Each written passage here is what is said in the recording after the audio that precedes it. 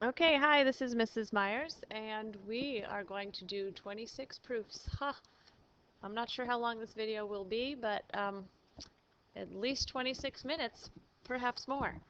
But feel free to fast forward and just check out the proofs that you have questions on. I am going to do all of these, A through Z, and give a little explanation as we go. Hopefully, this will help you to be ready for the test. Okay, so this first one, AB is perpendicular. Remember, this was a typo to CB. So we have a right angle right here. This is going to be our given statement. Since those are perpendicular, we could say angle ABC is a right angle by definition, definition of perpendicular. Then measure of angle ABC is 90 by definition of a right angle. 1 plus 2 equals ABC. That is strictly from the diagram.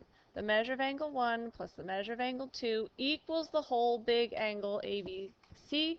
That is going to be angle addition postulate. Little angle plus little angle equals the big angle.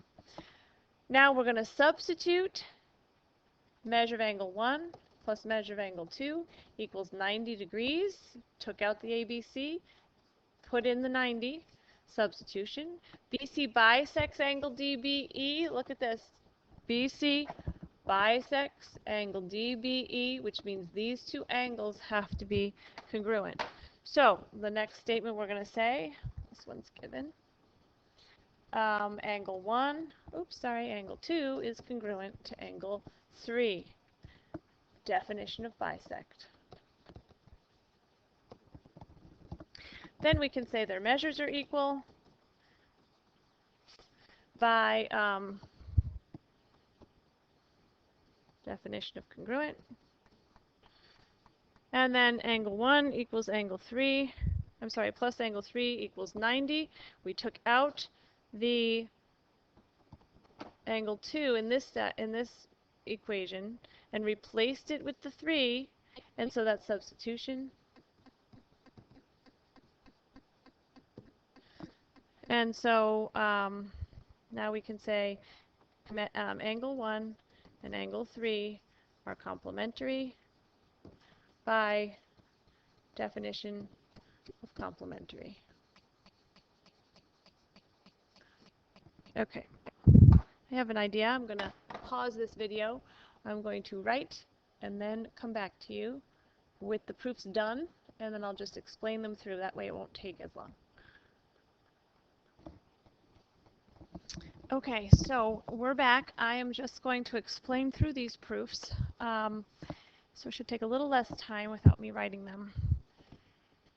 So proof B, we are given two complementary angles, ABD and DBC. Then we're giving values for them and trying to solve for x, basically. So we start with our given. Then, since they are complementary, we can say that they add up to 90 by the definition of complementary. Then we simply plug in for ABD. We're putting in x plus 3 because we know ABD equals x plus 3. And for DBC, we're putting in 3x because of the given that these two things are equal. Okay, and that's substitution. Then we can just subtract 30 from both sides and divide by 4 on both sides for division. Okay, proof C. We're told that K and S are supplementary. We're told that K equals measure of angle I. But we want to take the first fact that they are supplementary, and we need to make a conclusion from that. So we could say measure of angle K plus measure of angle S equals 180 by definition of supplementary.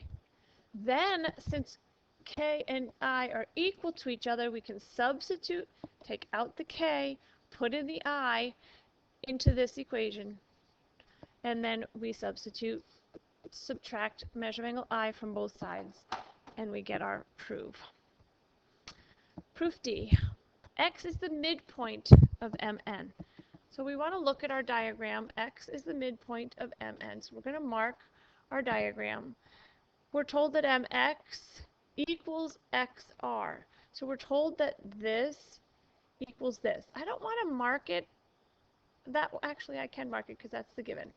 Okay, so we know all three of those are equal. We're trying to prove then that xn is congruent to Rx. So we're trying to prove these two things are congruent. Why does this do this? I don't know. Okay, so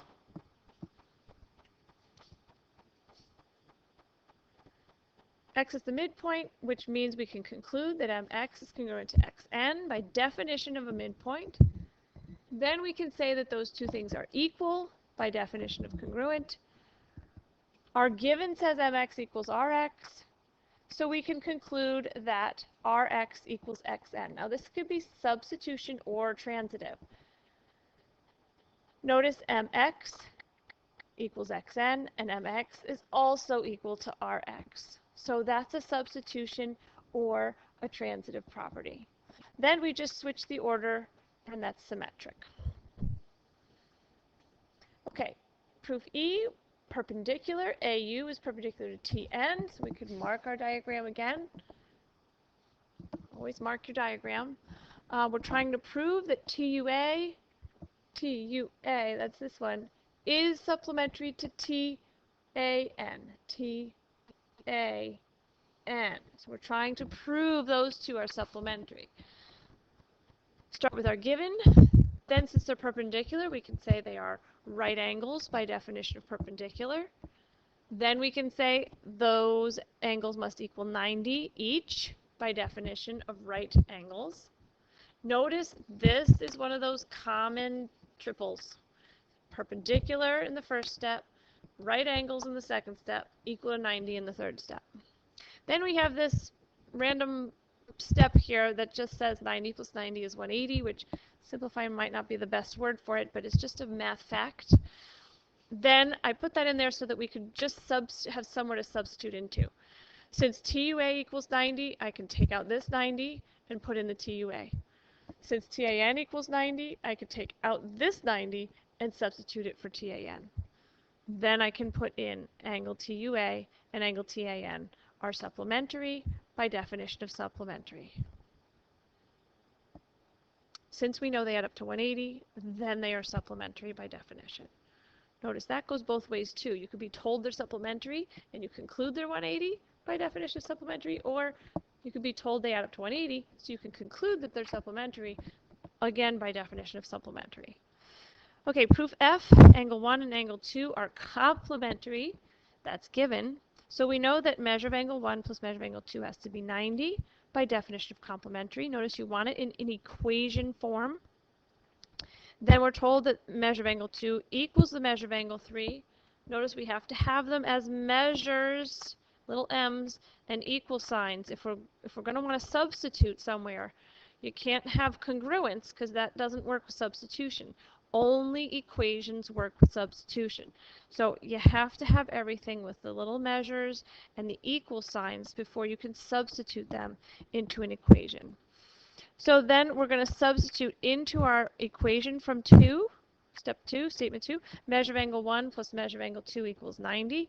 We're going to take out this 2, replace it with the 3 because we know they're equal. Once we replace it, we say angle 1 and angle 3 add up to 90, therefore they're complementary by definition of complementary. Okay, HE is perpendicular to WL. So we can mark that. HE is perpendicular to WL. So we have these two things are right angles. Looks like we're trying to prove that measure of angle A is 90 degrees. My A got cut off here. So we're going to start with our given. Then we're going to say HEW is a right angle. HEW is a right angle. And so HEW is 90 degrees. And we're given that measure of angle HEW equals measure of angle A. Therefore, measure of angle A equals 90 by substitution. So going from HEW equals 90, HEW equals A, so I can take out the HEW and replace it with an A to get this last step. So that's a substitution. You could also think of it as a transitive property. Notice that since these are perpendicular, I could have said HEL L is a right angle as well, but I actually just didn't need that in this proof. So there were some clues here that we were just going to be working with HEW in this one. Okay, BD, ray BD bisects angle ABC. So immediately I go to my diagram. If I know that BD is a bisector, I can cut these two things in half, exactly congruent pieces. So based on the first given, I could say angle ABD is congruent to angle DBC. Be careful when you're naming those angles, ABD and DBC. It could have been CBD and DBA, but B is the vertex, so B has to be the middle letter in both cases. Okay, measures are equal by definition of congruent. We had to make this switch from congruence into measures so that we can then go into substitution. Have to be equal signs. So ABD plus angle C equals 90. That's given. Then we substitute. We take out the ABD, replace it with a DBC because of this step right here that says they are equal to each other.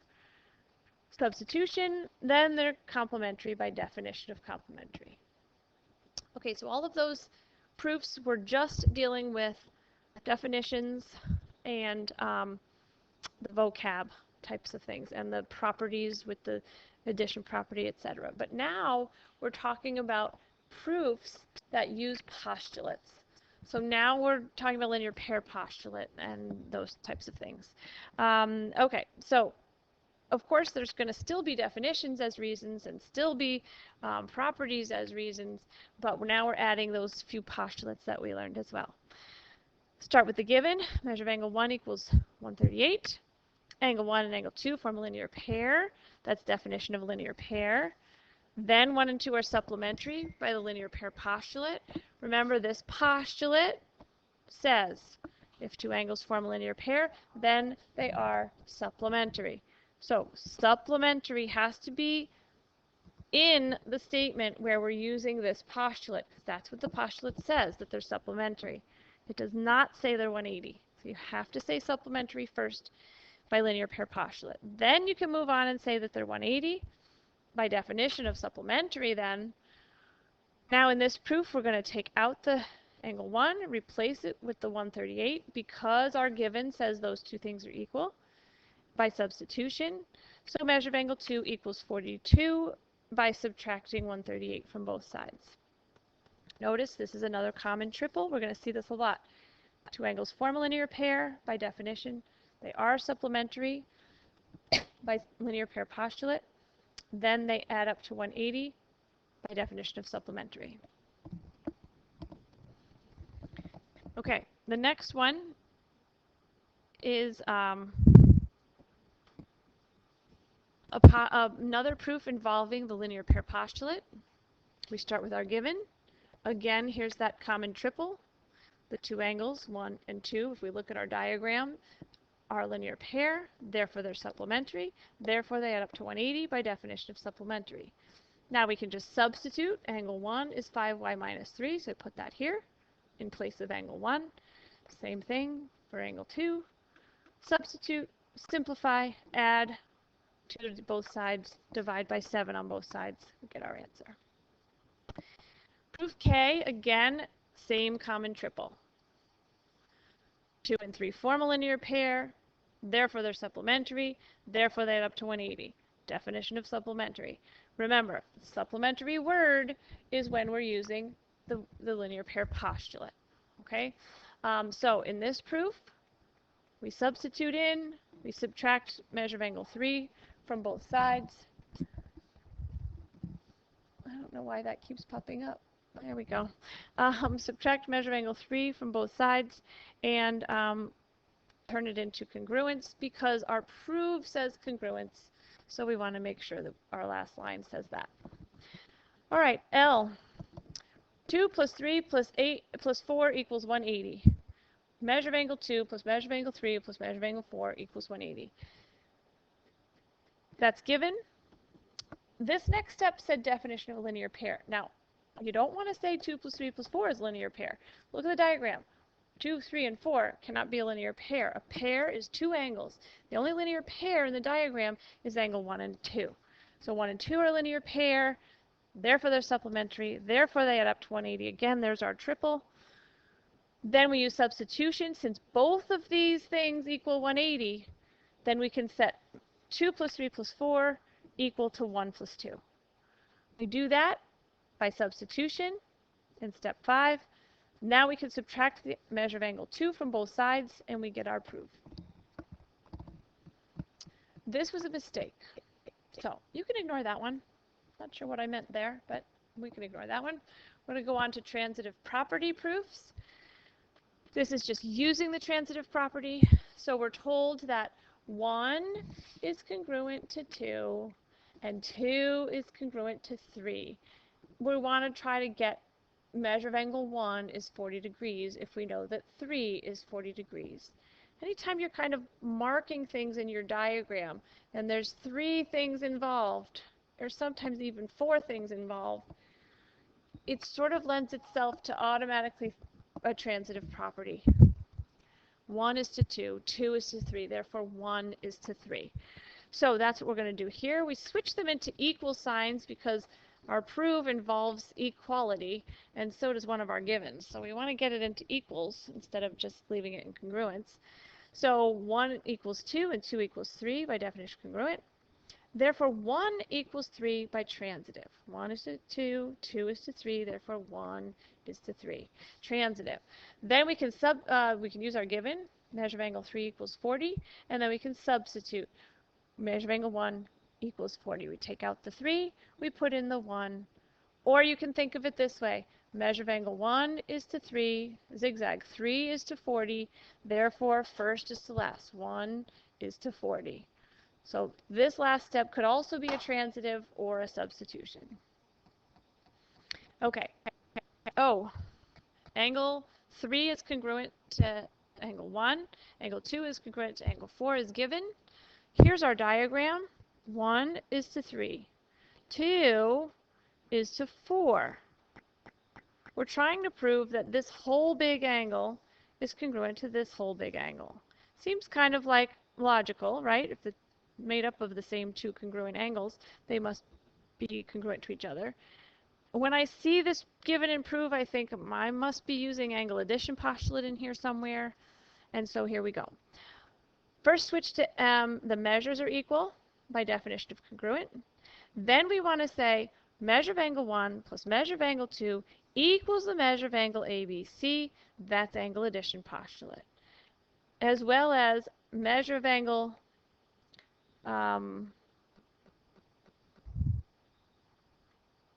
sorry, I skipped ahead to step 5.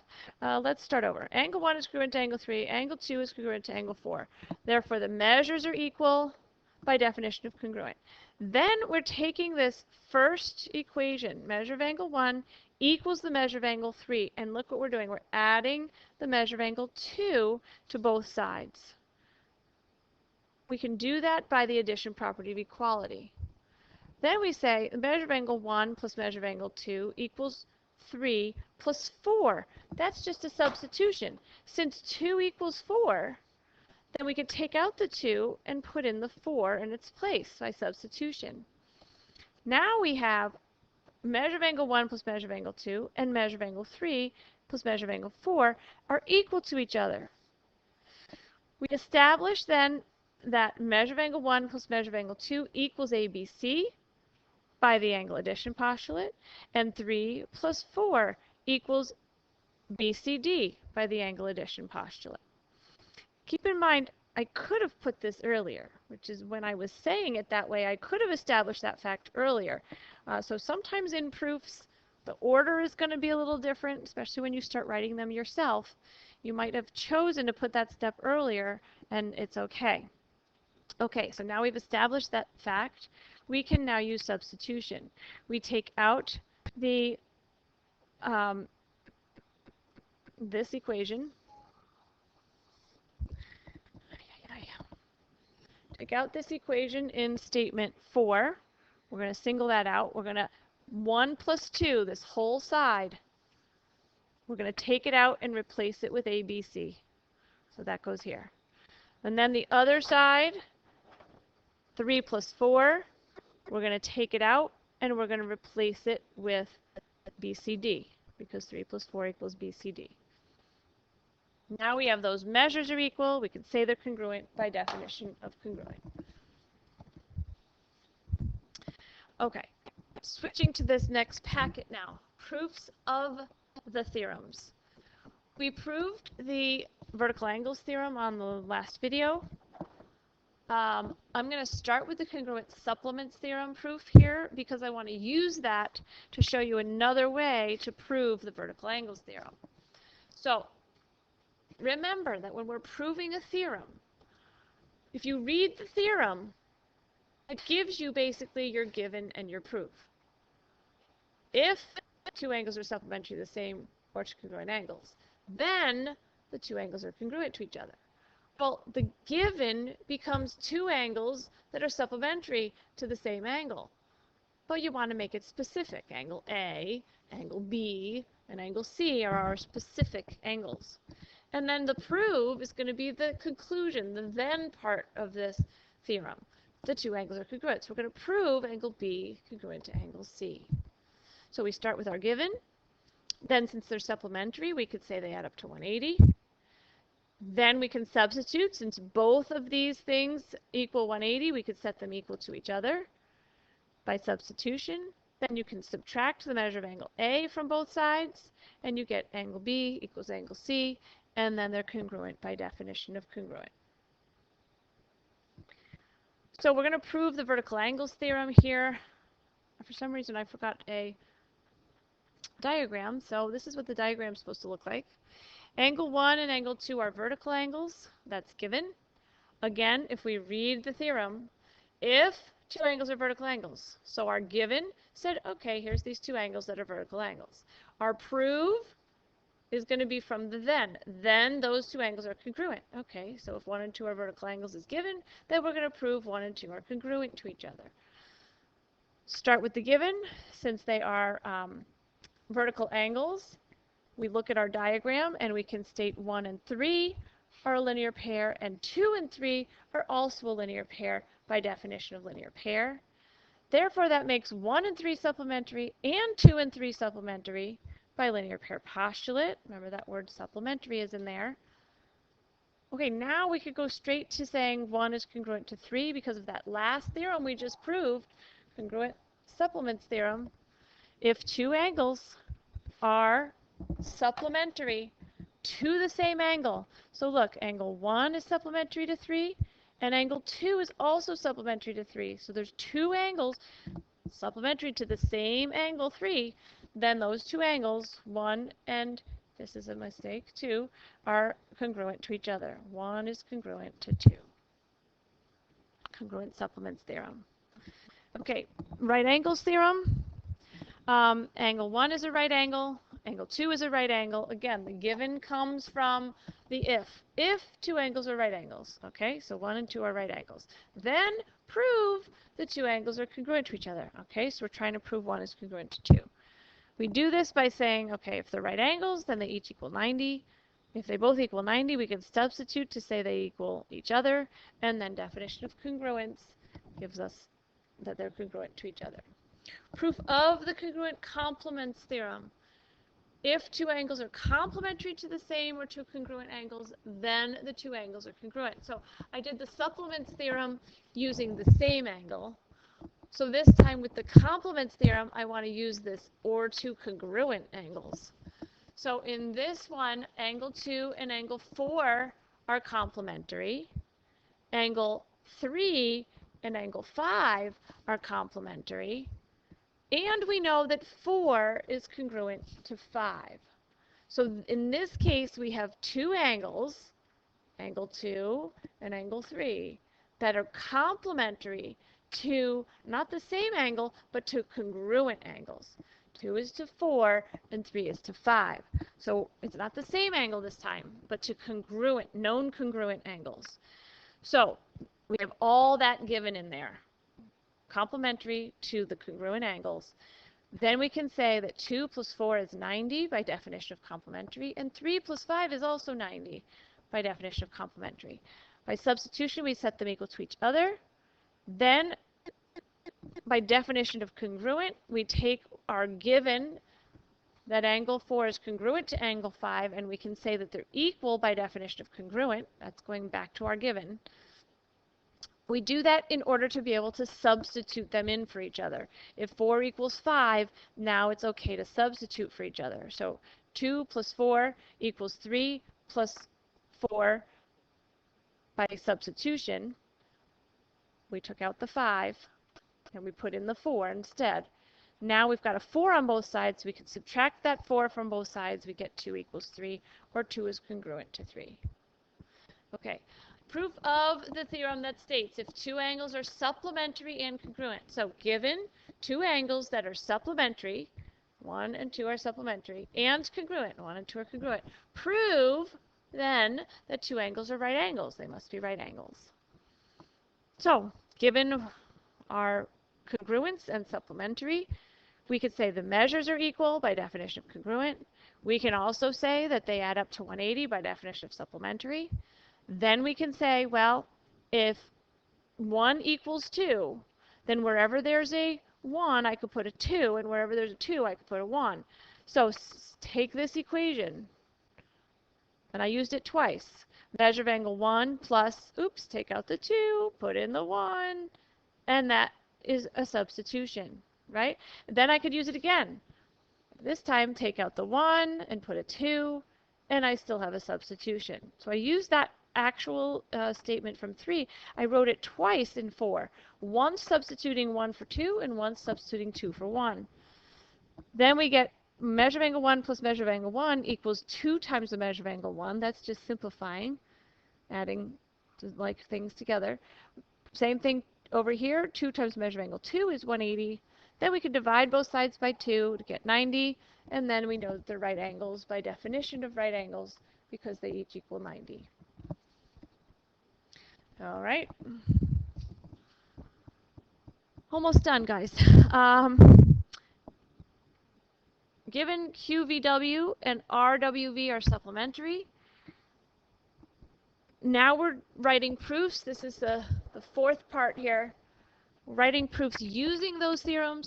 So angle QVW and angle RWV are supplementary. This is given.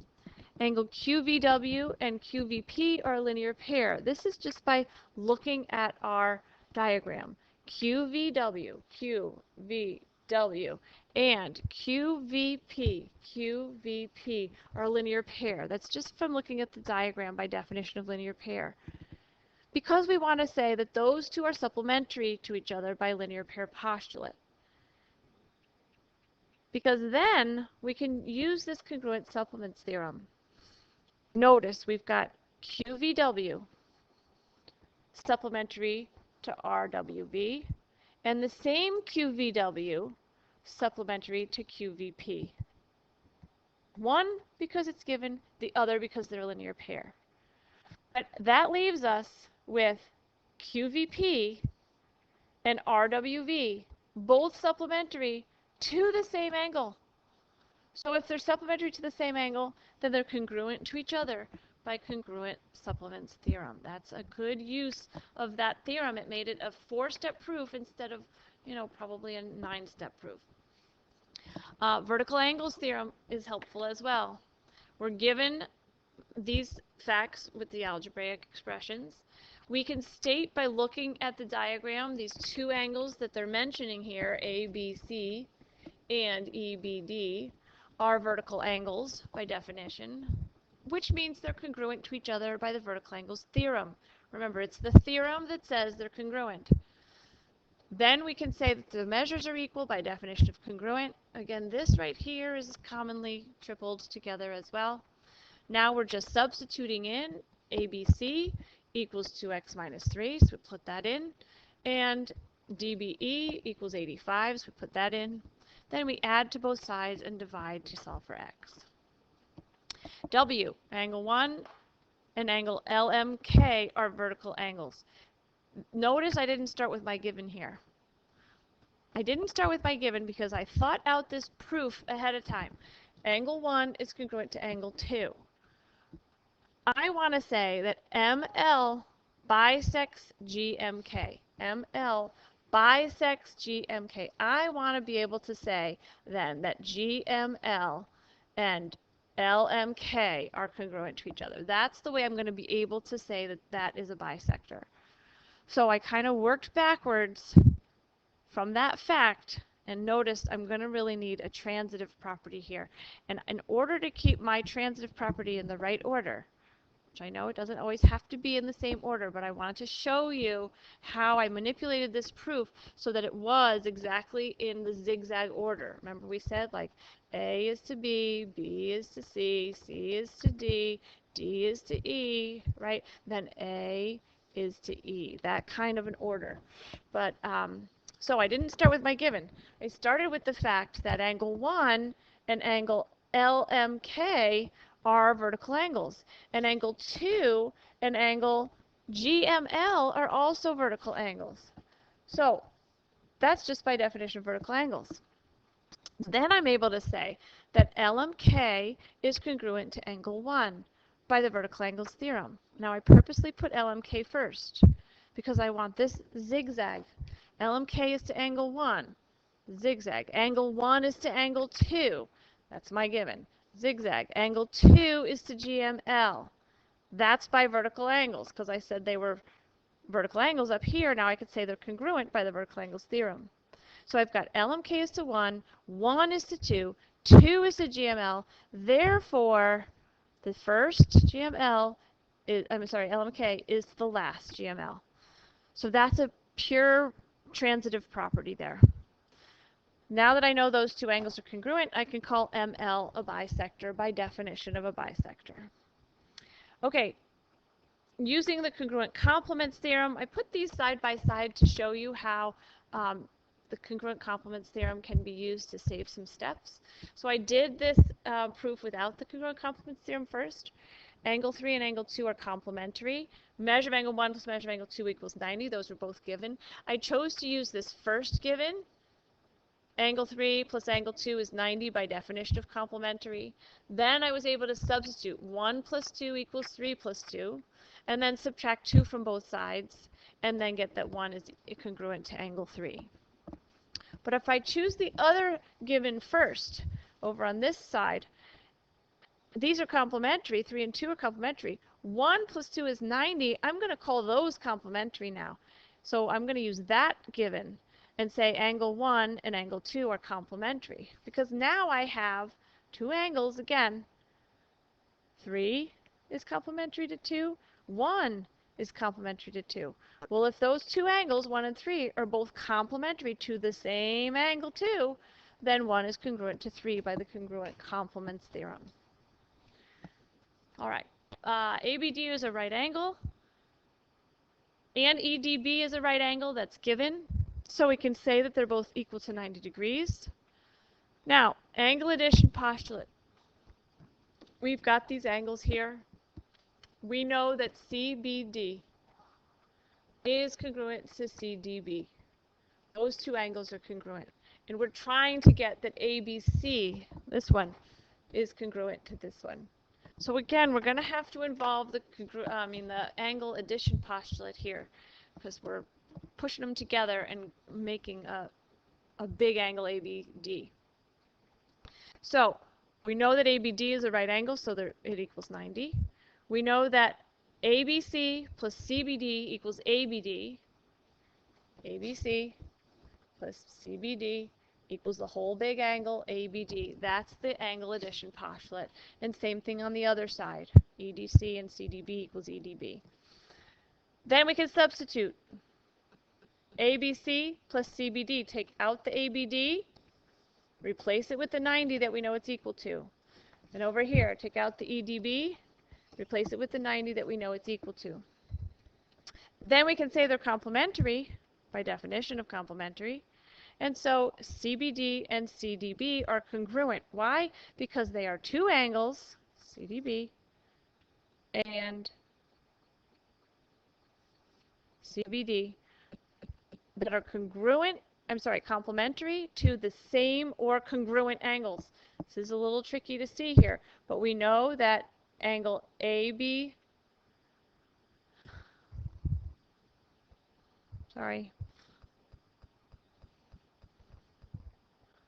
Oh, sorry, my bad. I was going backwards. This is just from the given. CBD is congruent to CDB because we were given that their measures are equal, so we can just say that they're congruent. So now we're applying the congruent complements theorem. Since they are two angles that are complementary to the same or congruent angles, in this case, not same angle, but congruent angles, these two angles are congruent, then we can say they're congruent to each other by the congruent complements theorem. All right, last one. DAB is a right angle. ABC is a right angle. That's given. We're going to use that given first to save this one for later. Again, it's going to be a nice transitive order here. Angle DAB is congruent to ABC. Well, we know they're both right angles, so we can say they're straight to saying they're congruent by the right angles theorem. Before the right angles theorem, we would have had to said they're both equal to 90, then substitute and all this business. But now we have that theorem, right angles theorem. We could say, oh, they're both right angles? Great. Then they're congruent to each other right away. Next step. Now we've got this transitive order. DAB is to ABC, zigzag. ABC is to BCD. Therefore, first is to last. DAB is to BCD by transitive. All right, guys. Oh, notice you can't use substitution for this one.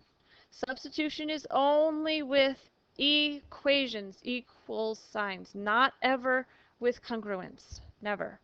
Okay, so that has to be transitive in this case. All right, thanks. I'll see you guys soon.